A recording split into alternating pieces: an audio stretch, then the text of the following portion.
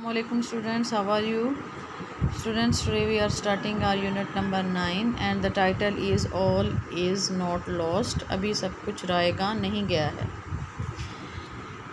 It was the beginning of my profession as a nurse. Beginning mean आगाज़, profession means पेशा.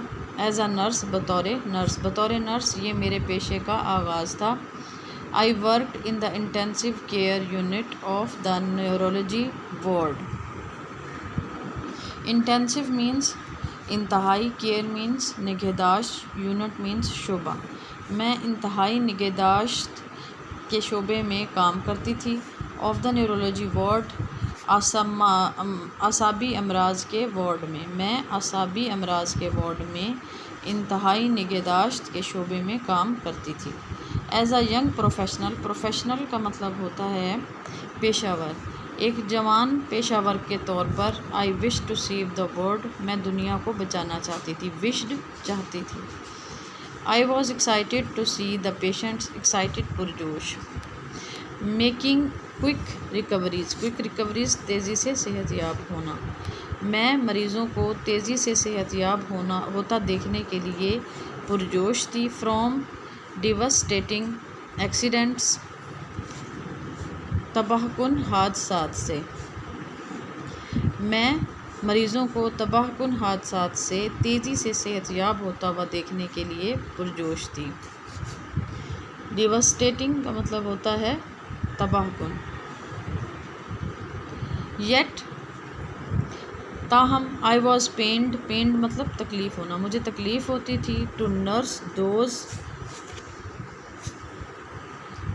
who were struck with acute neurological disorder.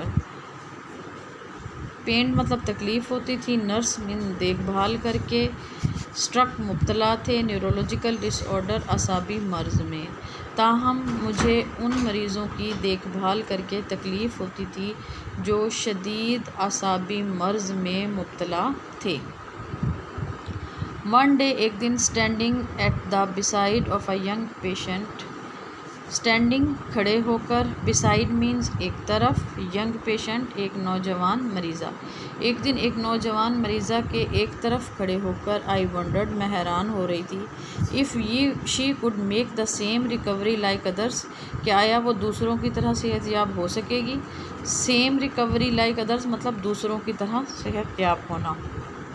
Hira had received severe head and spinal injuries. Severe का मतलब होता है शदीद, head sir की, spinal रीढ़ की हड्डी की इंजरीज़ चोटें. हिरा को सर और रीढ़ की हड्डी पर शदीद चोटें आई थीं. As she was hit by a speedy bus, जैसा कि एक तेज़ रफ्तार बस ने उसे टक्कर मारी थी. स्पीडिंग बस मीन्स तेज़ रफ्तार बस. बस ने हिट उसको टक्कर मारी थी. While crossing a busy road, एक मसरूफ़ सड़क को पार करते हुए. हिरा को सर और रीढ़ की हड्डी पर शदीद चोटें आई थीं. जैसा कि एक मसरूफ़ सड़क को पार करते हुए उसे एक तेज़ रफ्तार बस ने टक्कर मार दी थी.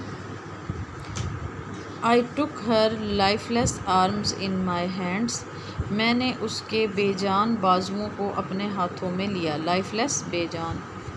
And try to do several exercises on her, और उसे कई वर्जिशें करवाने की कोशिश की. बट इन वेन, लेकिन बेकार या फिर बेसूद. Also I asked her younger sister to come and talk to her, मैंने उसकी छोटी बहन को भी बुलाया और उससे बात करने के लिए कहा. थिंकिंग दैट, ये सोच कर के the voice of a near and dear one might activate the nearly dead neurons, के शायद करीबी रिश्तेदार की आवाज़ उसके तकरीबन मुर्दा असबी खलियों को सरगर्म कर दे. एक्टिवेट मीन्स सरगर्म करना. नियरली तकरीबन, डेड न्यूरॉन्स मुर्दा असबी खलिए. नियर एंड डेयर करीबी रिश्तेदार. मैंने उसकी छोटी बहन को भी बुलाया और उससे बात करने के लिए कहा, ये सोचकर कि शायद करीबी रिश्तेदार की आवाज़ उसके तकरीबन मुर्दा असबी खलियों को सरगर्म कर दे. She could see but not talk, वो देख सकती थी लेकिन बोल नहीं सकती थी। Her eyes showed a certain helplessness, उसकी आँखों से एक ख़ास वो क्या कहते हैं मायूसी ज़ाहिर होती थी। हेल्पलेसनेस मायूसी। I could read her mind through her eyes, मैं उसकी आँखों के ज़रिए उसके जहन को पढ़ सकती थी। माइंड जहन। परहैप्स शायद। शी वॉन्टेड टू से, वो कहना चाहती थी प्लीज़ हेल्प मी, बराए मेहरबानी मेरी मदद कीजिए। Here are some difficult words and their meanings. I have chosen these words from the paragraphs that we have read right now. Profession, पेशा. Intensive, इंतहाई. केयर, निगहदाश्त. न्यूरोलॉजी वार्ड, आसाबी अमराज का वार्ड. प्रोफेशनल, पेशावर. एक्साइटेड, पुरजोश. रिकवरीज, सेहतयाबी. न्यूरोलॉजिकल डिसऑर्डर, आसाबी मर्ज. एक्यूट, शदीद. वंडर, हैरान होना. सवेयर, शदीद. स्पाइनल इंजरीज, रीढ़ की हड्डी की चोटें. सेवरल, कई. न्यूरॉन्स, असबी खलिए. हेल्पलेसनेस, मायूसी. These are the difficult words and we have read 2 paragraphs. Now I advise all of you to learn both the paragraphs that we have read today. Let's move forward. Here I have direct and indirect narration. Students, ये जो हम आज direct and indirect करेंगे, these are imperative sentences. And what are the imperative sentences? These are the sentences in which we ask others to do something. इसमें हम दूसरों को कुछ करने के लिए कहते हैं, ठीक है ना. And it can be an advice, it can be a request, it can be order, and we can also stop someone to do something. अब ये भी हो सकता है हम किसी को कुछ करने से रोक भी सकते हैं. मतलब in short, in simple words, imperative sentences ऐसे फ़िक्रे हैं जिनमें हम किसी को कुछ ना कुछ करने को कहते हैं या फिर कुछ करने से रोकते हैं. अब ये जो हमारा जो किसी को रोकना या कुछ करने के लिए कहना होता है, ये एक रिक्वेस्ट भी हो सकती है, मतलब एक दरख्वास्त भी हो सकती है, किसी को नसीहत भी हो सकती है, एडवाइस हो सकती है, या फिर ऑर्डर हो सकता है. अब ये सिचुएशन पर डिपेंड करता है या फिर स्पीकर और लिसनर जो है उनके रिलेशन पर डिपेंड करता है कि उससे हमें पता चलेगा कि ये ऑर्डर है, रिक्वेस्ट है, क्या है. ठीक है. आपको बहुत दफ़ा बताया जा चुका कि ये जो वर्ड है सेड या से, इसको हम लोग इसके अकॉर्डिंगली चेंज करेंगे रिपोर्टेड स्पीच के, कि आया रिपोर्टेड स्पीच में जो बात कही गई है वो एक रिक्वेस्ट है, ऑर्डर है, या फिर एक एडवाइस है, क्या है. उसके अकॉर्डिंगली हम इस सेड को उसमें चेंज कर देते हैं. Today we are just going to practise order. हम सिर्फ आज ऑर्डर को प्रैक्टिस करेंगे, ठीक है ना. The teacher said sit down. The teacher ordered to sit down. अब हमने सेड की जगह ऑर्डर्ड यूज़ कर दिया, ठीक है. The teacher said do not seat. अब जब किसी को रोकने के लिए आ जाए तो फिर हम ये जो सेड है इसको फॉरबेड में चेंज कर देते हैं. फॉरबेड का मतलब होता है कि हम किसी को किसी काम से, किसी चीज़ से मना कर रहे हैं, ठीक है ना. The teacher forbade to sit. The teacher said do not sit. The teacher forbade to sit. The owner said to servant polish my shoes. The owner ordered the servant to polish his shoes.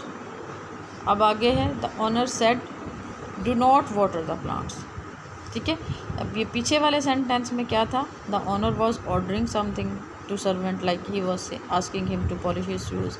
But in this one sentence what we find that कि owner जो है वो he is stopping from something. वो किसी चीज़ से रोक रहा है. किस चीज़ से रोक रहा है, वो प्लांट्स को पानी देने से रोक रहा है, ठीक है. तो अब हम इसको रोकने के लिए क्या वर्ड यूज़ करेंगे, फॉरबेड का वर्ड यूज़ करेंगे, ठीक है. The owner forbade to water the plants. I hope कि आपको ये 2 चीज़ें समझ आ गई होंगी. पॉइंट नंबर 1 कि अगर हम देखते हैं that in reported speech there is an order, then in the place of word said we use order. Fine. And the second thing is, if we find that in reported speech someone is stopping from doing something, then in the place of word said we use the word forbid, तो हम उसकी जगह पे forbid का word जो है वो use कर लेते हैं। I hope you have got these 2 points and now I am assigning you homework. It's not a written homework, you have to practice something like you have to consider these sentences and try to make some more sentences, direct sentences, and then change them into indirect, and और वो इस type के हों that we find an order in them, and हम उसके अंदर कोई order पाते हैं, या फिर हम देखते हैं that someone is stopping others from doing something, या फिर उनमें किसी चीज़ से रोका गया, ठीक है। And other thing is you have to learn these 2 paragraphs that we have read in our today's lecture. Students and में मैं आपको ये कहूँगी कि अपना ख्याल रखिएगा, SOPs पर अमल करें, अपनी सेहत का ख्याल रखें बहुत ज़्यादा, और पढ़ाई पर भी तवज्जो दें। अपना बहुत ज़्यादा ख्याल रखिएगा। अल्लाह हाफ़िज़।